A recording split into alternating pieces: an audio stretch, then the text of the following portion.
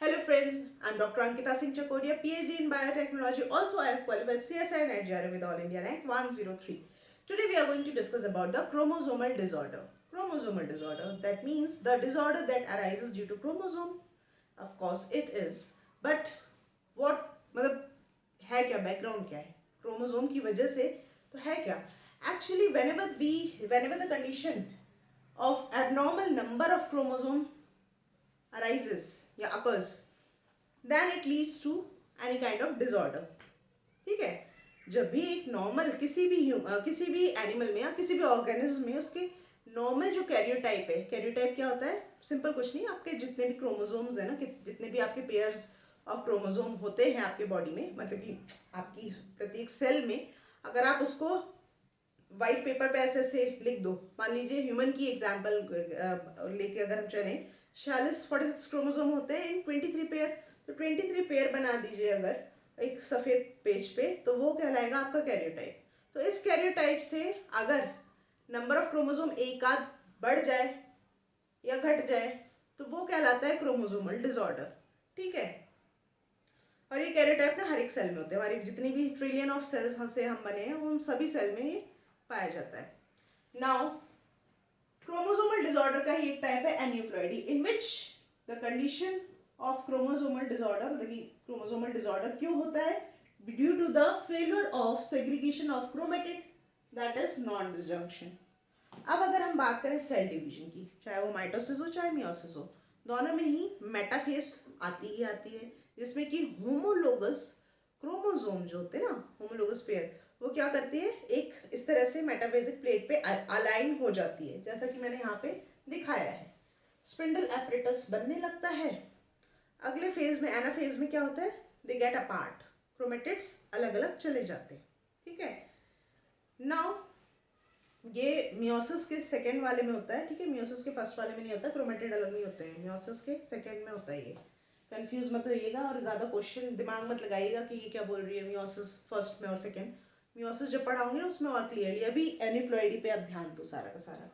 तो अगर normal condition में तो कायदे से ये होना होता है कि ये सारे क्रोमेटिड अलग अलग चले जाएं एनाफेज में, और आगे क्या हो, आगे कुछ इस तरह की सेल्स बन जाए, प्रत्येक सेल में इक्वल डिस्ट्रीब्यूशन देखने को मिले. ठीक है, इक्वल डिस्ट्रीब्यूशन.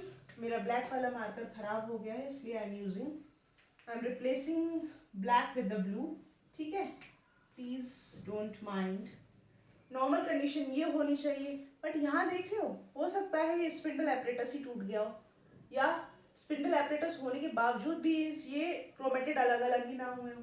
तो ऐसी कंडीशन में क्या हुआ होगा, ऐसी कंडीशन में कुछ खास नहीं, इसने जिद पकड़ ली होगी ऑरेंज वाले ने कि मैं नहीं जाऊंगा, मैं तो एक साथ ही रहूंगा, और कुछ इस तरह की कंडीशन बनी होगी, है ना. अब इसकी जिद की वजह से इन दोनों ही सेल्स का नुकसान हो गया, इसमें आया ही नहीं और इसमें एक एक्स्ट्रा आ गया. तो ऐसी सिचुएशन जब आती है तो आगे समस्या होती है, और उस समस्या को ही हम एन्यूप्लॉइडी कहते हैं. ठीक है, जैसे कि मैंने एग्जाम्पल दिया था कैरियोटाइप ऑफ ह्यूमन, 46 क्रोमोसोम होते हैं, जिसमें से कि 22 मतलब 23 पेयर होते हैं. 22 जो पेयर होते हैं वो ऑटोसोम से मिलके बनते हैं, और एक पेयर जो होता है वो एलोसोम. एलोसोम क्या होते हैं, एलोसोम सेक्स क्रोमोसोम कहलाते हैं. ठीक है, तो इस तरह का हमारा कैरियोटाइप होता है.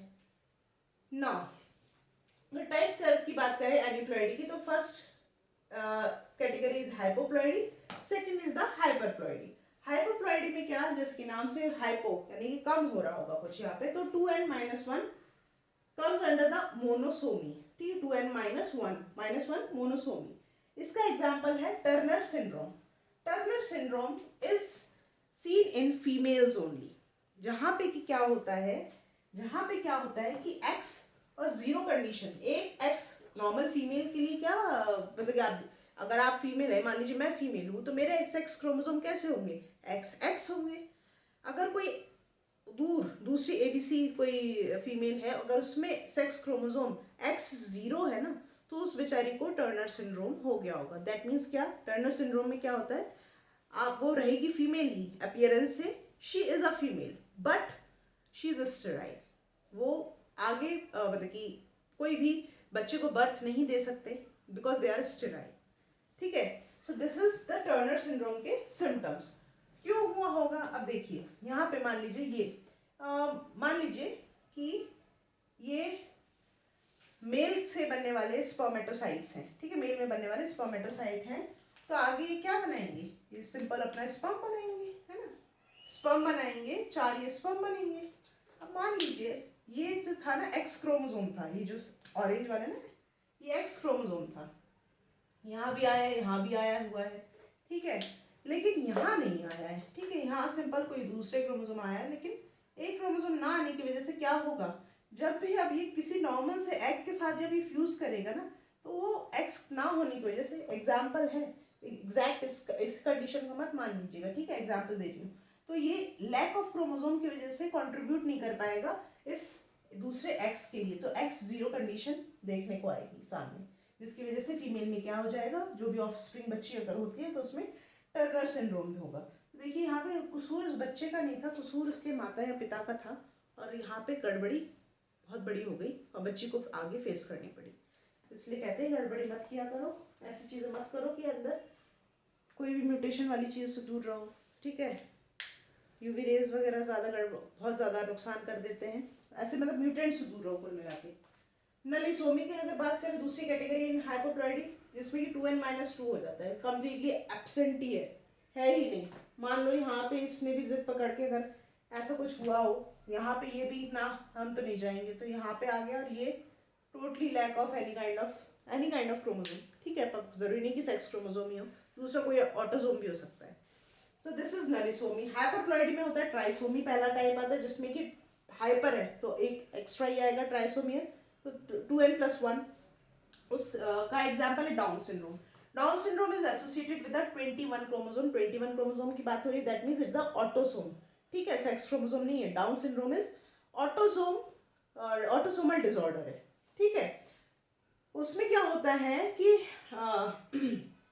हाँ, ये वाली कंडीशन जो पहले वाली थी ना, वो हुई होगी कि एक एक्स्ट्रा ऑरेंज आ गया, मान लीजिए 21 ऑरेंज वाला 21 नंबर ऑफ क्रोमोसोम था, तो ये वाला अब यहाँ ये वाला जब फ्यूज करेगा ना इस एग से, तो ऑरेंज वाला क्या था, 21 नंबर ऑफ क्रोमोसोम था, तो इट गिव राइज टू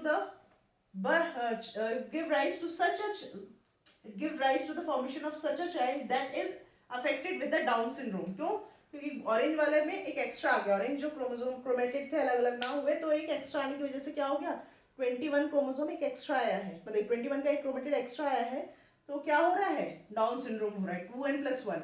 ऐसा ही कुछ सुपर मेल कंडीशन में देखने को मिलता है, जिसमें 47 क्रोमोसोम होते हैं, 44 तो ऑटोसोम होते हैं, XY नॉर्मल आपके सेक्स क्रोमोसोम होते हैं, बट एक और Y हो जाता है। सुपर फीमेल में भी 47 क्रोमोसोम होते हैं, 44 तो नॉर्मल ऑटोसोमल पेयर होते हैं, बट एक एक्स्ट्रा एक्स हो जाता है, triple x condition. Klinefelter syndrome में क्या होता है, भाई 47 क्रोमोसोम होते हैं प्लस, पर उसमें क्या होता है, मेल में ना एक एक्स्ट्रा एक्स आ जाता है, XY के अलावा भी एक एक्स्ट्रा एक्स होता है, जिसकी वजह से ट्रांसजेंडर जो कंडीशन है वो देखने को मिलती है in mail.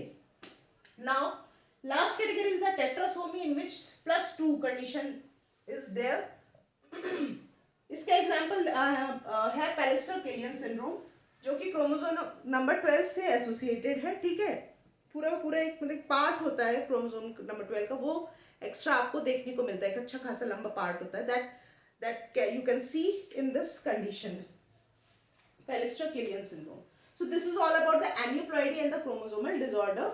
Last that comes under the chromosomal disorder is polyploidy, which is not common, in fact negligible in animals, because we animals cannot, like हम झेल ही नहीं सकते इस टाइप की कंडीशन को ना, ऐसा कुछ हो ही नहीं सकता, ऐसा क्रिएचर बन ही नहीं सकता जो कि पॉलीप्लॉइडी लेके चल रहा है। पॉलीप्लॉइडी यानी कि +2 +4 +5 बहुत ज़्यादा, भाई पूरा एक सेट ही अच्छा खासा 2-3 सेट इकट्ठे आ जाएं, तो ऐसी कंडीशन पॉलीप्लॉइडी कहलाती है। ये हाँ प्लांट्स में होता है, प्लांट्स इजीली झेल जाते हैं कोई बिना कोई समस्या के, इनफैक्ट और नए फीचर्स ही उनमें डेवलप हो जाते हैं, तो प्लांट्स में होता है, ह्यूमन या एनिमल में नहीं होता, ठीक है। So this is all about the chromosomal disorder, and I hope मेरा लेक्चर ये अच्छा लगा हो आपको। अच्छा एक चीज़ और, डाउन सिंड्रोम का ना एक फंडा होता है, अगर मैं आपसे अपना शेयर कर रही हूँ, डाउन सिंड्रोम को अगर कैलकुलेट करोगे नंबर ऑफ अल्फाबेट तो 12 है, तो इससे आप लगा सकते हो, 12 है ना, तो 21 में 12, अरे यार सिंपल सी बात है, 12 और 21 देखने में तो एक से ही है ना, अगर बस मैंने शफल ही तो किया है, तो ये कैलकुलेट कर लेना, 12 अल्फ़ाबेट है, तो ये 21 नंबर ऑफ क्रोमोसोम से एसोसिएटेड है, ठीक है। तो इस तरह से मैंने याद किया था, बाकी फंडे तो अपने सबके खुद होते ही हैं, बना लीजिएगा अपना भी। चलिए मिलते हैं आगे के लेक्चर्स के साथ में, till then stay safe and stay blessed, bye bye.